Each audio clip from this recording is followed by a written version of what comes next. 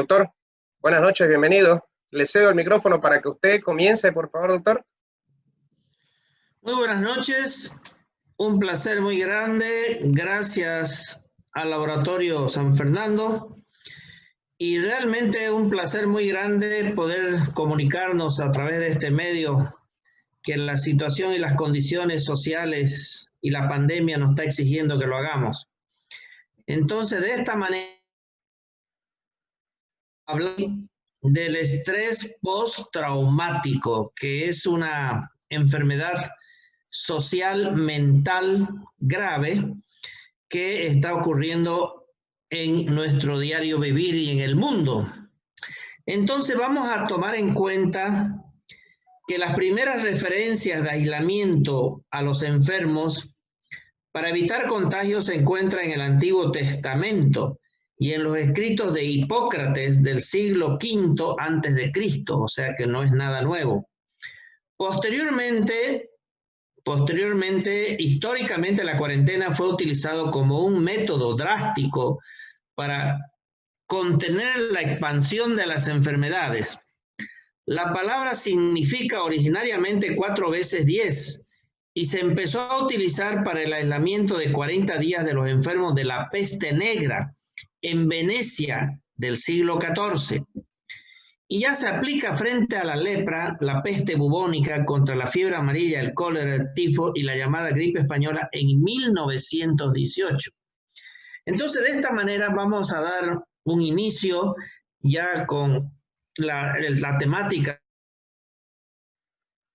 que lo va a desglosar muy ampliamente en la medida y en las posibilidades para satisfacer a nuestros escuchas.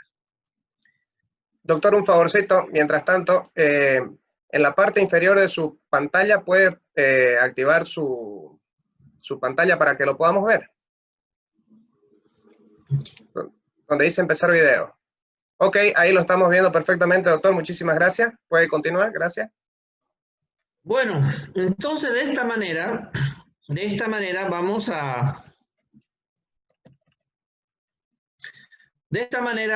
a empezar la charla con esta temática, la figura, fíjense, las rajaduras del rostro, las rajaduras de las manos, el mundo que tiene el estrés postraumático al iniciarse de cualquier edad, puede iniciarse a cualquier edad. Y estas características de esta figura es como el cuerpo se siente resquebrajado, la mente, el cerebro, los neurotransmisores químicos cerebrales, y esta paciente o estos pacientes realmente tienen una desesperación existencial y ya cuando acuden necesariamente a la consulta de un psiquiatra, generalmente tenemos que internarlos porque si no sería imposible que ellos puedan seguir viviendo así. Aparte que ellos ya tienen más o menos una secuencia de unos 20, 30 días de insomnios, que es lo que más le marca en el estrés postraumático.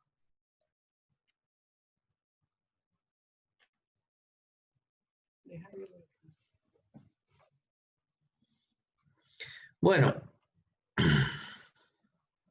el trastorno psiquiátrico que afecta 7.8% de la población general en algún momento de la vida. Entonces vamos a ver la prevalencia del trastorno por estrés postraumático frente a los determinados hechos traumáticos por sexo. Por ejemplo, en la violación, cómo afecta el 65%, en el abuso sexual 12%, en el asalto 1% y en el combate 38%. Entonces, es en las mujeres, en la violación el 45.9%, el abuso sexual 26.5%, en el asalto otra 21.3%. La sociedad mundial vive una experiencia sin precedentes que moviliza todas las estructuras gubernamentales, sanitarias y sociales. Desde diciembre del 2019 al 1 de junio del 2020, la pandemia del coronavirus COVID-19 se ha propagado a 213 países con 2.848.439 casos confirmados en el contexto mundial y 970 6.162 casos en América Latina. Por lo tanto, algunos autores llaman la Tercera Guerra Mundial. Otros autores dicen es una guerra mundial sin haber disparado ni una bala. Y otros necesariamente hablan de la guerra de las multinacionales a nivel internacional. ¿Cuál sea la denominación que se haga? Es una pandemia que nos está causando estragos a nivel mundial. Las reacciones psicológicas ante una pandemia suelen ser agudas. ¿Por qué pueden ser primero psicológicas? Todo el impacto que tiene una persona antes de que sean orgánicos, 6 meses antes, 3 meses antes se llama agudo, a los 6 meses se llama crónico y a los 6 meses ya tenemos alteraciones dentro del organismo. Sin embargo, es posible observar secuelas emocionales a largo plazo. La secuencia más grave que queda en la emoción a largo plazo es el insomnio. Estas reacciones dependen de ciertas características individuales, como la intolerancia a la incertidumbre.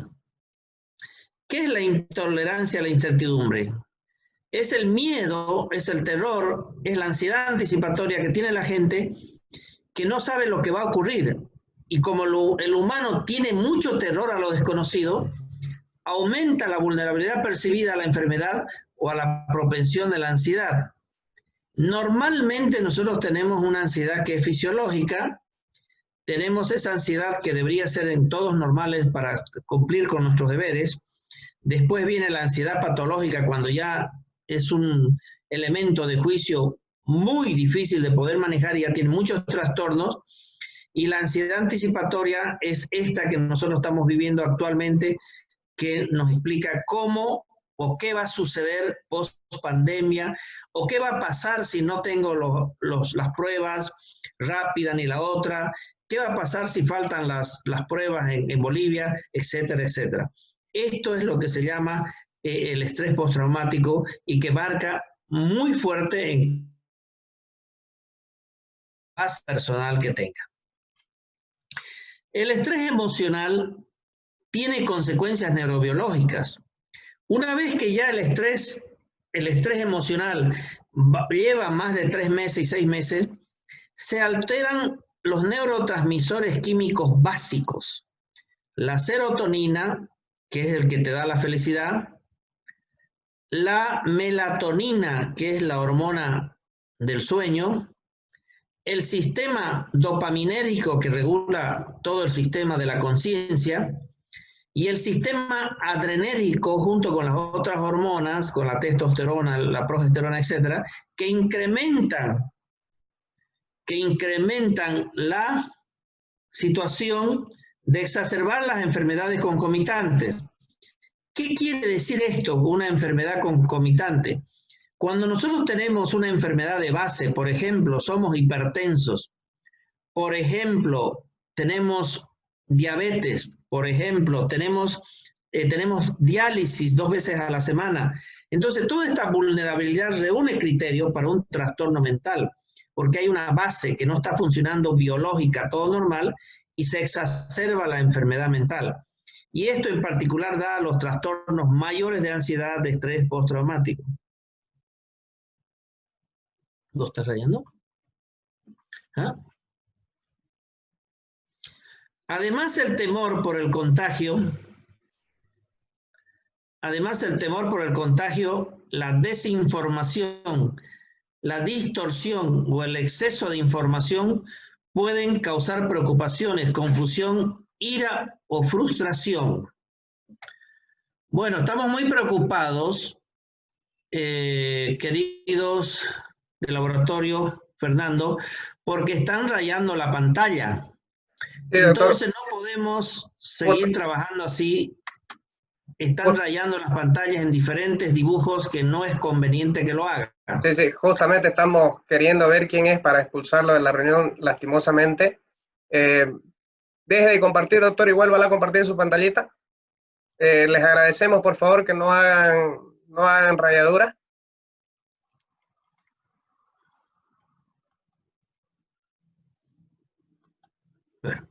Entonces, muchísimas gracias. Gracias porque, a ver, esperemos que no hayan más rayones. Además, el temor por el contagio, la desinformación, la distorsión o el exceso de información puede causar preocupaciones, confusión, ira o frustración. A ello se le debe sumar el aburrimiento por el aislamiento. No se olviden ustedes, cuando se tiene ya cierto tiempo de cuarentena, viene lo que se llama la rutina. Esa rutina anula la creatividad y aumenta el aburrimiento por el aislamiento. Por eso es que dice, a ello se suma el aburrimiento, porque está condicionado por la rutina. Estas dificultades o pérdidas financieras que genera la situación que tienen los hogares, la falta de trabajo, la pandemia económica, que nos está hablando de las pérdidas financieras, y la preocupación por el estigma de la discriminación, en caso de ser positivo para la infección o diferentes patologías hasta tener una prueba definitiva. Esto nos está marcando que no solamente el encierro nos genera aburrimiento, sino también todas las dificultades económicas que nos estamos haciendo para poder nosotros proyectar nuestra vida futura. Entonces eso también condiciona. Los mensajes claves que nosotros tenemos que tener para esta época de pandemia es la información que es clave. En esta información, si bien ahora con el advenimiento del teléfono, las redes sociales, estamos altamente informados al segundo, pero también tenemos la información basura, que en la cual nos genera desinformación y nos genera más crisis de pánico, más crisis de ansiedad, y como nosotros generalmente no lo investigamos esto que nos llega, terminamos creyendo que es así, y esto nos genera más conflictos en la información. Entonces las personas que están en aislamiento social necesitan entender la situación, pero con informaciones serias, claras y concretas. Por eso que la comunicación tiene que ser efectiva, rápida, que es muy esencial para que el paciente, el que tenga predisposición a tener estrés postraumático, pueda tener las cosas bastante claras. Es necesario proporcionar suministros, tanto generales como médicos, porque nosotros no podemos exigirle a cierta comunidad, a cierto barrio, en las cuales no se le haya distribuido, por ejemplo, barbijos, y que nosotros le exijamos a esa gente que va a ver las ollas comunes, que hay mucha gente que no tiene barbijo, por ejemplo. Eso es un mundo de contagio que tenemos que ver cómo darle solución. En el periodo de aislamiento social, generalmente debería ser corto, pero nosotros ya vamos más de 70 días. Y la duración no debe cambiar a menos que en circunstancias extremas. Bueno, nosotros, ¿se acuerdan que este lunes teníamos que ya empezar más o menos a abrir? Bueno, nos dice 15 días más. La sociedad genera una tremenda represión. Esta represión genera una explosión social, y esta explosión social genera una carga de ansiedad que viene a hacer la gente irritable, los vehículos en la calle, todo el mundo ansioso y apurado, genera circunstancias extremas sociales que vamos viendo nosotros en nuestro diario vivir. La mayoría de los efectos adversos provienen de la imposición de una restricción de la libertad. La gente no se está enfermando solamente por la pandemia, no. La gente se está enfermando por esta imposición o restricción de la libertad que tiene el humano al quedarse en su casa, y él termina creyendo que esto es muy forzado, sin embargo no ve las consecuencias de que al salir de la calle tenemos más contagios. Él mira que solamente es una restricción de la libertad porque nosotros dentro de la casa, y ese aislamiento social voluntario está asociado con menos angustia y menos complicaciones a largo plazo si nosotros lo haríamos un poco más llevadero el pensamiento generalizado de cada familia, pero eso no ocurre. Generalmente nos llenamos de pensamientos negativos. Y como dentro de la familia a veces no hay quien pare esto de pensamientos negativos, seguimos exacerbando los pensamientos negativos y terminamos creyendo que eso es real. Los funcionarios de la salud pública deben hacer hincapié en poseer ropa adecuada para seguir atendiendo a sus pacientes. ¿Por qué? Porque si nosotros los médicos, las enfermeras, todo el personal de salud, llevamos esa ropa de los hospitales a nuestras casas y mezclamos, vamos a contagiar a todos los demás. Sabe todo el mundo que la ropa que trabaja en un hospital, cuando ha salido a la calle, a los mercados, tiene que dejarla afuera, cambiarse, ducharse, y esa ropa se la tiene que lavar aparte o dejarla que se asolee. Y los zapatos en los cuales han caminado deberían ser lavados o también desinfectados. Entonces, ¿eso por qué se hace hincapié? Porque si nosotros no tenemos este detalle, nuestra gente va a querer seguir con esta ropa que ha salido a la calle todo el tiempo en su casa, y ahí también traemos todo el contagio. La cuarentena es a menudo una experiencia desagradable para los que someten a ella. Para nadie es agradable la cuarentena. Que ha entendido que esto es una necesidad para no contagiarse. Y es preferible quedarse en la casa y no contagiarte a después de tener un óbito en la familia que es muy triste. La separación de los seres queridos, la pérdida de la libertad, la incertidumbre sobre el estado de la enfermedad y el aburrimiento pueden en ocasiones crear efectos dramáticos. Y eso es lo que te va a ocasionar el estrés postraumático. Se han notificado casos de suicidio. Entonces, ¿por qué? Porque en ese encierro el paciente ya no encuentra salida a su vida. Hay una crisis alimentaria, hay una crisis económica, hay una crisis de autoestima, hay un menosprecio, hay una desvalorización, y generalmente lo que aparece es un parasuicidio o un suicidio, que esto genera generalmente de más de 10 días o 15 días de una ira considerable, y se han presentado demandas tras la imposición de la cuarentena en brotes anteriores. Cuando vos tienes un miembro de la familia que ya está expresando una depresión, y si todo lo vemos en el miembro de la familia como víctima de esta cuarentena, seguro que vamos a ir sintiendo sintomatología los demás miembros, porque eso se masifica inmediatamente. Los modelos aprenden y terminamos creyendo que todos estamos con una autoestima baja y con tendencia a la depresión. Entonces, esto también hay que modificarlo y hacerlo más llevadero, de tal cual, comprendiendo que la cuarentena es muy necesaria para salvarnos. Por eso decíamos que los posibles beneficios del aislamiento social masivo es obligatorio. Deben sopesarse cuidadosamente frente a los posibles costos psicológicos que tiene, que hemos hablado. Entonces, lo primero para no arrucarse en la manera, en la posibilidad que tengamos, la hora de acostarnos, la hora de levantarnos, tenemos que hacer rotar entre los miembros de la familia, por más que vivamos en un solo cuartito o en una casa o un departamento, etcétera, etcétera. Tratar de romper la cuarentena, pero con ludoterapia se llama, con diferentes ocupaciones en la casa. Rompamos la cuarentena rompiendo la rutina, eso es lo ideal. Y el acto de jugar en la casa o de hacerlo más llevadero se llama ludoterapia.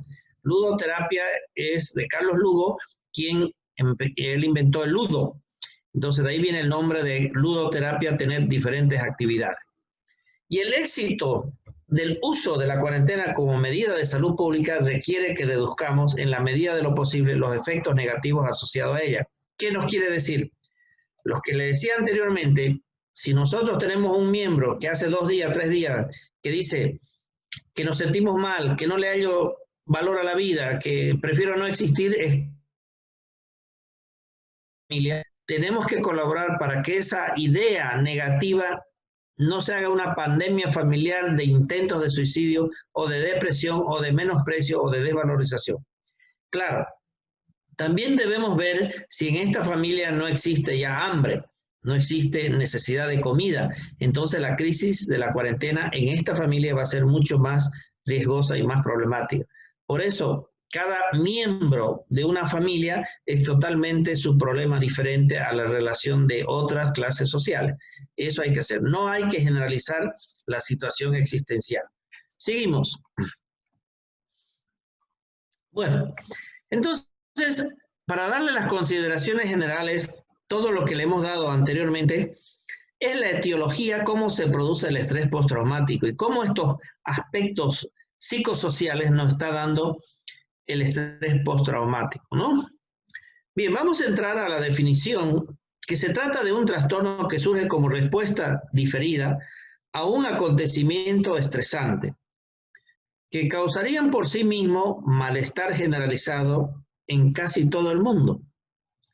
Pues estos acontecimientos estresantes serían naturales o producidos por el hombre, como combates, accidentes graves, huracanes, terremotos, el ser testigo de la muerte violenta de alguien, lo que está ocurriendo actualmente en Estados Unidos por la muerte del señor de color, el ser víctima de tortura, terrorismo de una violación, etcétera, etcétera. O nosotros podemos también tener un estrés traumático de la infancia, cuando hemos sido pegados muchas veces por nuestros padres. Un estrés postraumático por abandono también cuando la madre ha emigrado o el padre y no han dejado a la abuela y la abuelita se ha muerto. Ese es otro estrés postraumático. Por ejemplo, cuando yo he tenido muchos días sin comer al lado de mi familia, eso se graba en la cabeza, se llama huellas némicas, se forman una especie de camino y eso se graba ahí, no se olvida. Entonces también son estrés postraumático. Y ahora la pandemia, ¿no? La pandemia del COVID. Seguimos. Vamos a ver los síntomas. Bueno, ustedes tienen la expresión, lo que me están mirando, la expresión de este señor que va en toda la expresión es la reexperimentación del evento traumático es como el hombre no encuentra satisfacción de su vida al estrés postraumático. Entonces, flashback quiere decir que nosotros constantemente estamos en el pasado, estamos rememorando, no hacemos el duelo del estrés postraumático que tenemos, y son sentimientos y sensaciones asociadas por el sujeto a una situación traumática. Las pesadillas son eventos u otras imágenes asociadas al mismo. Recurren frecuentemente en sueños. Ustedes saben perfectamente que lo que no se puede olvidar en el inconsciente se manifiesta con los sueños, pero si es mucho más fuerte se manifiesta con las pesadillas. Las reacciones físicas y emocionales desproporcionadas ante acontecimientos asociados a una situación traumática. Entonces, vamos a tomar la palabra más importante, es la reacción física que yo he tenido, pero aparte emocional, que quiere decir lo cognitivo. Y esta desproporción ante una situación que ya no puedo resistir, no lo puedo contener, eso me lleva a tener los síntomas para que yo tenga ya un estrés postraumático. Los trastornos por estrés postraumático agudo es una especificación que debe emplearse cuando la duración de los síntomas es inferior a los 3 meses. Crónico, esta especificación debe emplearse cuando la duración de los síntomas es igual o superior a los 3 meses. Y de inicio demorado, esta especificación indica que entre el acontecimiento traumático y el inicio de los síntomas han pasado como mínimo. Nosotros estamos ahorita en el estrés postraumático crónico. Entonces, ¿por qué? Porque esto se va a ir exacerbando. Entonces, se va a ir exacerbando porque van aumentando, a medida que el tiempo va avanzando, va aumentando nuestra sintomatología. Los trastornos por estrés postraumáticos, los síntomas que se asocian, siempre vamos a ver la depresión, la ansiedad y las alteraciones cognitivas. ¿Qué son las alteraciones cognitivas? Las alteraciones cognitivas es todo lo que encierra nuestra salud mental. Memoria, conciencia, juicio y pensamiento. Y cognitivas también porque ya tenemos alterados los neurotransmisores químicos cerebrales. Nosotros podemos hacer una explosión de ira, entonces ya tenemos una alteración de la conciencia porque ya está alterándose la dopamina. Se nos ha ido la felicidad, entonces está alterándose la serotonina. Hace 15 días que no puedo conciliar el sueño, entonces tenemos alteración de la melatonina. No tengo deseos de levantarme de la cama porque no puedo en mi cuerpo, entonces está fallando el sistema adrenérgico. El trastorno por estrés agudo es un diagnóstico para aquellos pacientes en los cuales los síntomas aparecen en el transcurso de 4 semanas, siguiente al suceso traumático, en los cuales los síntomas duran de 2 a 3 días y 4 semanas, para que nosotros, si tenemos más de 2 días, 3 días, que nuestros síntomas están ya latentes, entonces ya estamos al frente de un estrés postraumático. Es cuando un psicólogo, un psiquiatra, si hay necesidad de medicación, para que nos ayude en casos más graves, la internación. Sigamos. Entonces, la evaluación del trastorno de estrés postraumático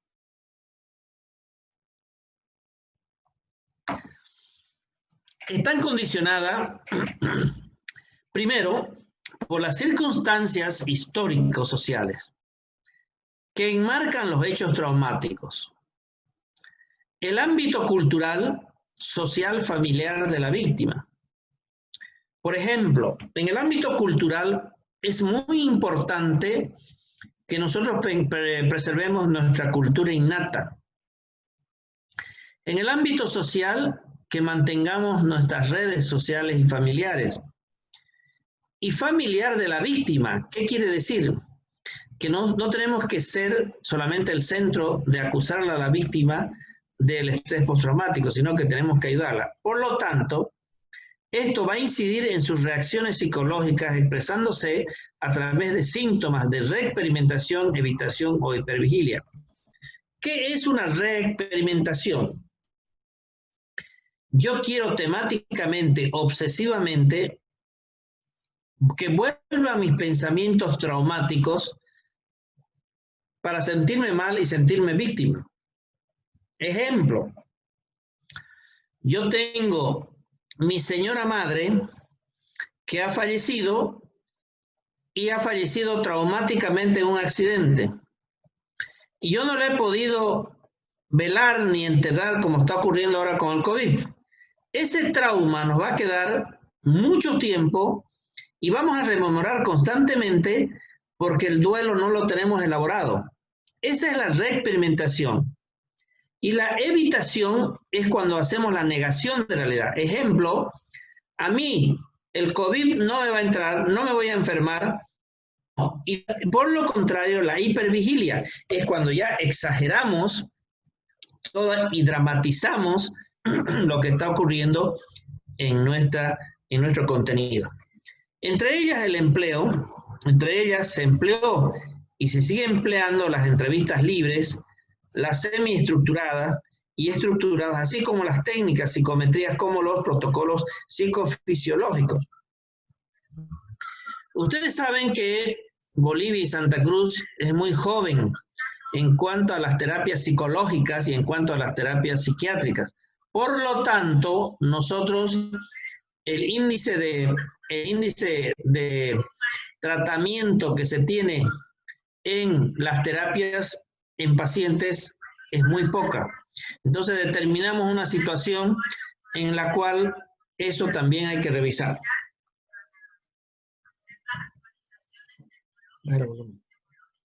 Síntoma. El incremento de activación, ¿qué quiere decir? Dificultades para conciliar el sueño. Hipervigilancia. Problemas de concentración.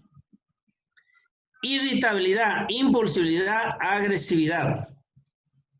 Las conductas de evitación y bloqueo emocional nos van a dar pérdida del interés, nos van a dar pérdida del interés. Estas conductas de evitación y bloqueo emocional, ya se intensa evitación, huida y rechazo del sujeto a situaciones, lugares, pensamientos, sensaciones, conversaciones relacionadas con el evento traumático. Esto nos va a dar un bloqueo emocional y esto nos va a dar un aislamiento social. Estos pasos secuencialmente se van dando y eso determina necesariamente que si el paciente no es atendido, vamos a ir a más profundidad del estrés postraumático, ya con alteraciones psicosomáticas, tremendas angustias, tremendas ansiedades, opresión, falta de respiración, llanto fácil y tendencias depresivas muy marcadas. Los factores que el profesional debe tener en cuanto al evaluar a un paciente que ha sufrido una situación traumática, entonces siempre tenemos que ver el contexto sociocultural. El contexto sociocultural, de dónde venimos, cómo somos, qué formación tenemos, qué educación, qué hacemos, etcétera, etcétera. Esto nos va a dar naturaleza del agente estresante. Esto nos va a dar un ámbito vital de la persona. Esto a la vez vamos a evaluar sintomatológicamente cómo es el contexto sociocultural y por qué el estrés que tienen. Y a la vez nos va a dar otros trastornos de comorbilidad. ¿Qué quiere decir eso? Si nosotros tenemos una enfermedad de base como diabetes, hipertensión, lupus, enfermedades renales, etcétera, chagásicos, etcétera, etcétera, esas son la comorbilidad que se van a exacerbar a través del estrés postraumático y se va a aumentar, puede subirse la presión de este hipertenso, puede tener la depresión más profunda, etcétera, etcétera. Los trastornos de comorbilidad se exacerban cuando hay un estrés postraumático. Bueno, esto quería un poquito el esquema circular del proceso del estrés. Entonces, primeramente, el paciente, ustedes saben perfectamente que el lóbulo frontal es la parte afectiva, el parietal izquierdo es cuando nosotros oímos lo que estamos informándonos, y si a los cabos de 2 semanas no hemos escuchado bien porque hemos oído, porque hay diferencia entre oír y escuchar, no va a pasar al parietal derecho. Ahí esto se va a alterar con el núcleo paraventricular, esto va a alterar las neuronas preganglionales simpáticas, informa, hay una activación simpática, pasa a la médula y esto altera ya el núcleo paraventricular.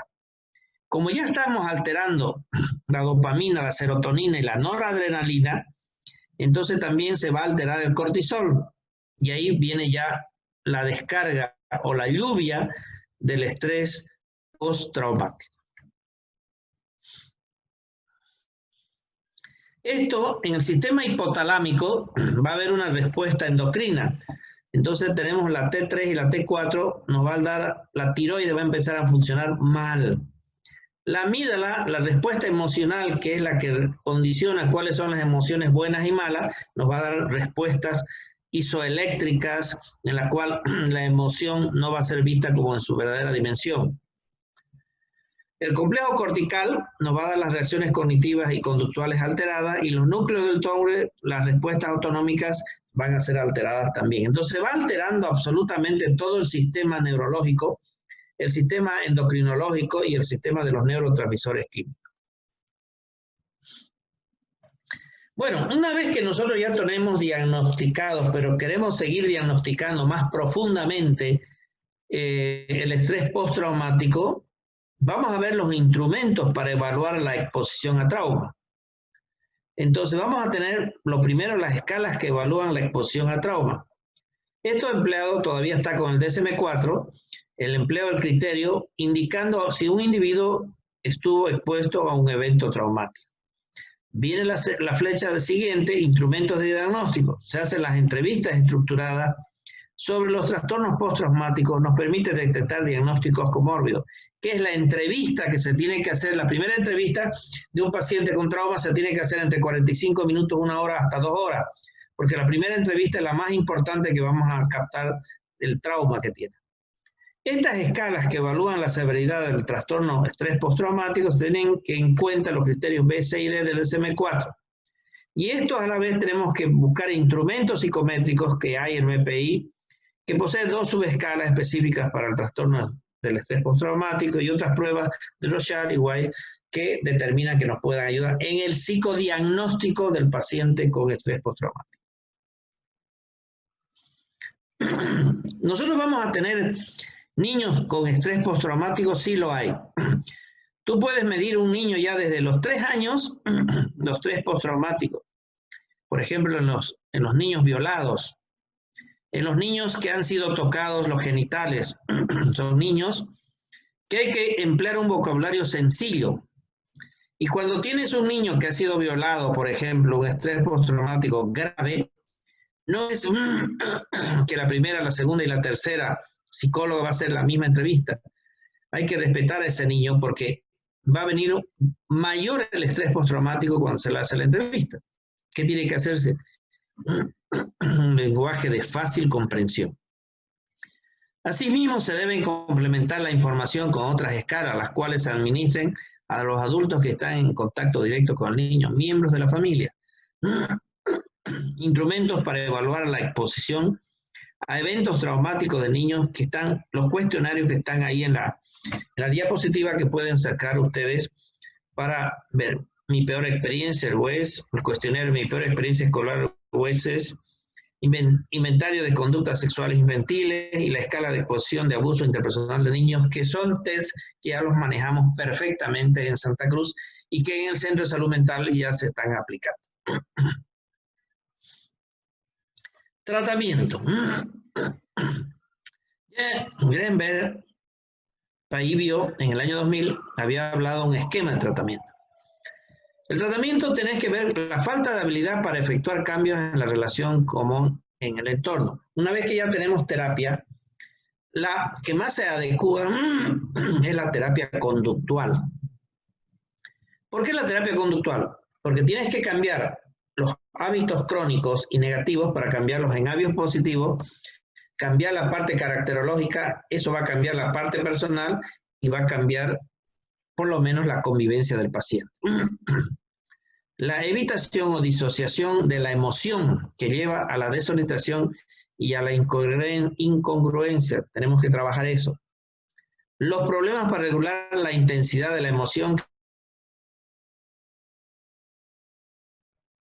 El trauma que da como resultado multitud de problemas. Los procesos de construcción de significados disfuncionales que dan como resultado respuestas emocionales desadaptativas.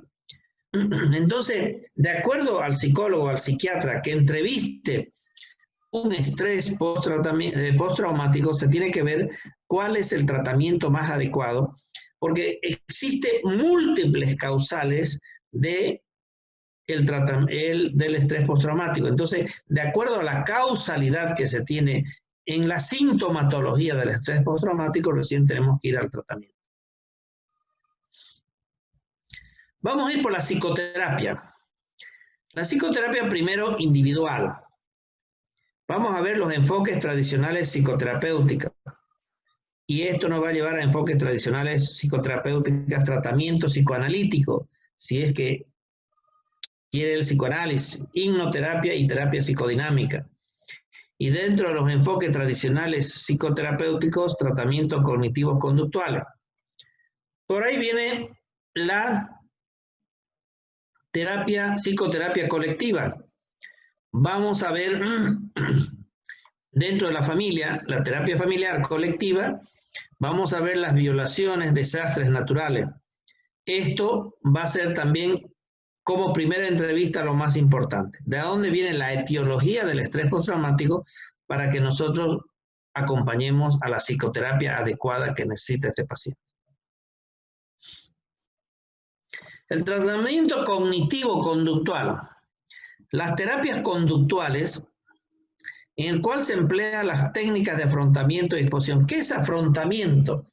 Que él pueda hablar, catarsis, que saque todo lo que tiene adentro, en realidad, para la exposición. Hay muchos casos, ¿no? Por ejemplo, hemos tenido en los casos de Estados Unidos cuando las Torres Gemelas, tenemos en los terremotos, o tenemos cuando hay el ingreso del estrés postraumático de un ladrón, quedan con crisis de pánico bastante tipo, etcétera, etcétera. Entonces hay que trabajar dentro de la terapia conductual. Y dentro de la terapia cognitiva se emplea la evolución de los pensamientos y creencias asociadas a los estados de ánimo. ¿Qué es lo que nos lleva en los estados de ánimo, cuando yo estoy con ese pensamiento, a que yo no pueda salir de ese estrés postraumático? Hay experiencias físicas y eventos traumáticos generadores de un estrés postraumático. Por ejemplo, si mi señor padre era la esencia de mi vida, pero era muerto hace 3 años, yo voy todos los días al cementerio y ya pasan 3 años y sigo teniendo las cosas en mi casa como si él nunca hubiese fallecido, ya estamos al frente de un duelo patológico y un estrés postraumático porque nos está ocasionando eso, la muerte de este señor, de nuestro señor padre, que no podemos evolucionar. Entonces determina ahí la situación de que debemos ver cuál es primero, la muerte del señor y por qué no puede asimilar la muerte, y lo segundo, por qué tiene que hacer la visita todos los días al cementerio para que se convierta esto en un estrés postraumático y él no pueda elaborar. Hay muchos ejemplos que podemos tomar que todos son válidos. La relajación técnica de respiración diafragmática, técnica de relajación muscular progresiva, ansiedad, o si no, pueden hacer yoga. O sea, hay miles de formas de que vamos a pensar de otra forma y cambiar nuestra ansiedad. Directa o indirecta, la jerarquía de temores. La desensibilización sistemática de los temores. Por ejemplo, ¿qué me genera miedo? ¿Qué me genera pánico? ¿Qué me genera ansiedad? ¿Qué me genera depresión? Esa es la jerarquía de los temores.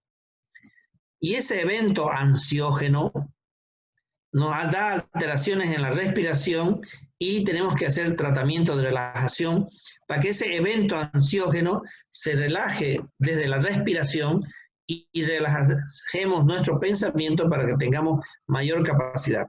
Si nosotros estamos ansiosos, eso va a más de 270 veces por segundo y eso determina que se transforma en un pensamiento obsesivo y temático y se asocia ya otra enfermedad más de base que sería el trastorno obsesivo a un estrés postraumático porque no hemos desensibilizado el sistema de la jerarquía de temores que nos genera la patología esta.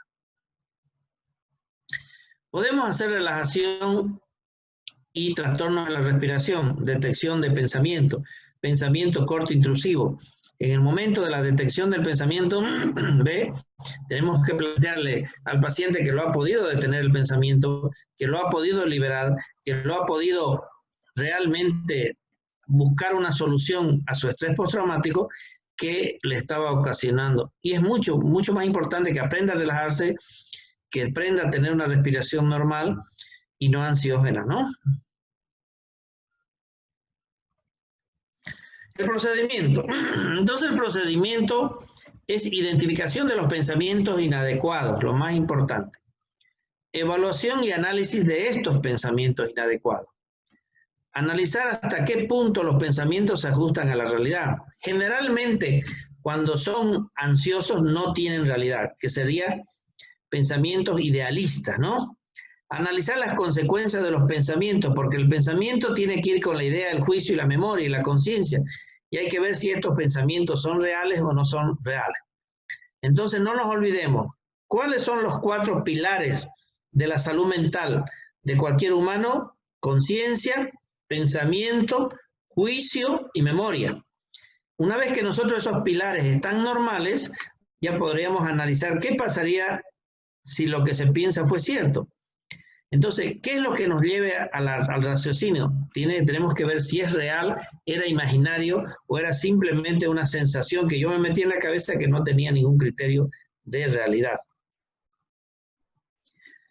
La búsqueda, el diálogo interno que se tiene que tener con las autoinstrucciones. Yo tengo que cambiar mis diálogos internos porque a veces me quedo solo y yo mismo me estoy dando esos pensamientos y estoy evocando, entonces eso se llama un diálogo interno. No hablo absolutamente nada, pero estoy escuchando todo mi diálogo interno de autoinstrucciones, que en algunas situaciones pueden ser alucinaciones y en otras con delirio. ¿Qué imágenes yo tengo del estrés postraumático y qué verbalizaciones puedo hacer?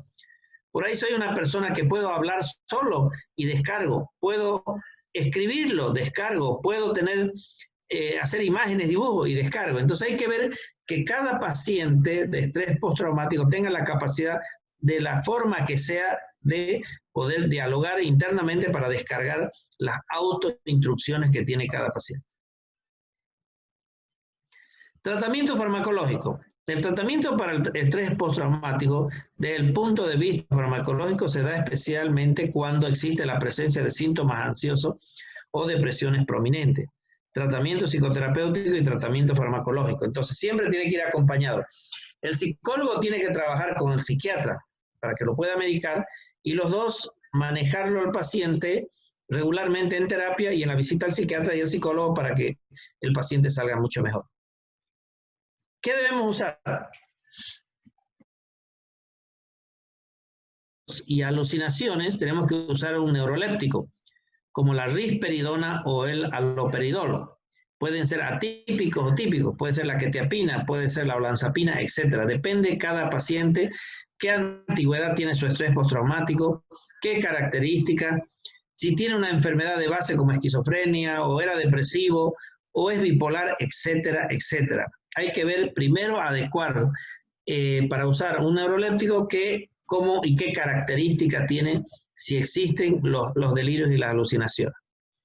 Se puede usar recaptadores de serotonina y dopamina.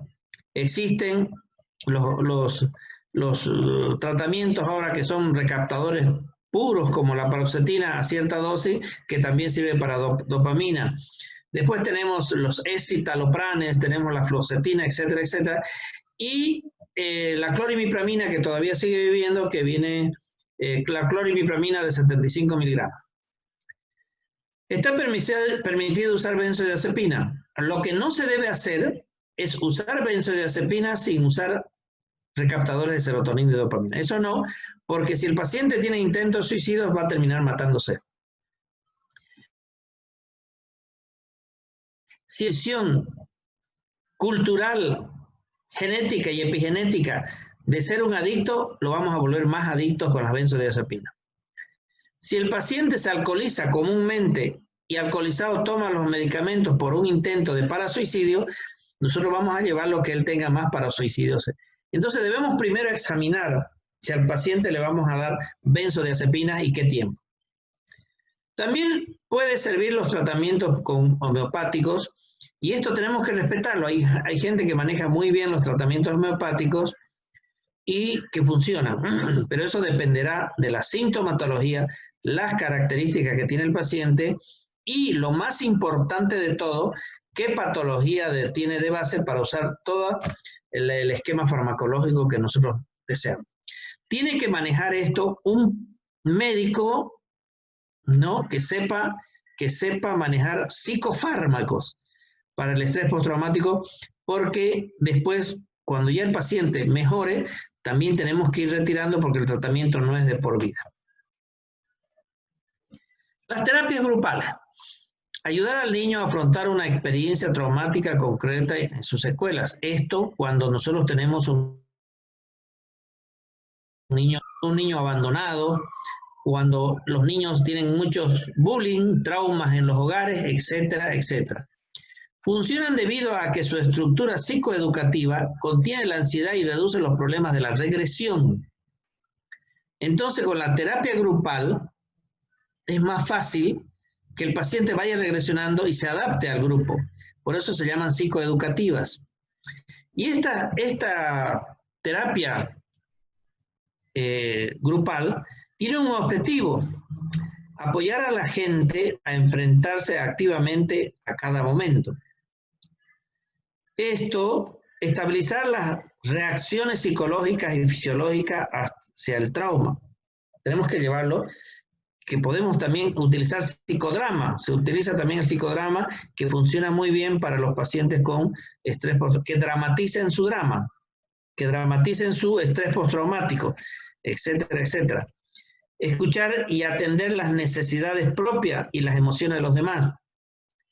Esto, los compañeros tienen que hacer vínculos más efectivos, compartir la experiencia traumática, el sentido de comunidad.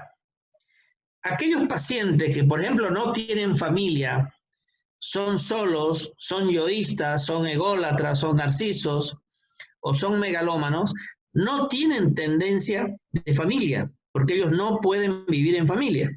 Entonces, la terapia grupal les enseña a tener una experiencia del sentido de la comunidad. De dominio, porque están en grupo. Y escuchar y atender las necesidades propias y las emociones de los demás mejora las habilidades de solución del problema y la calidad de relaciones interpersonales.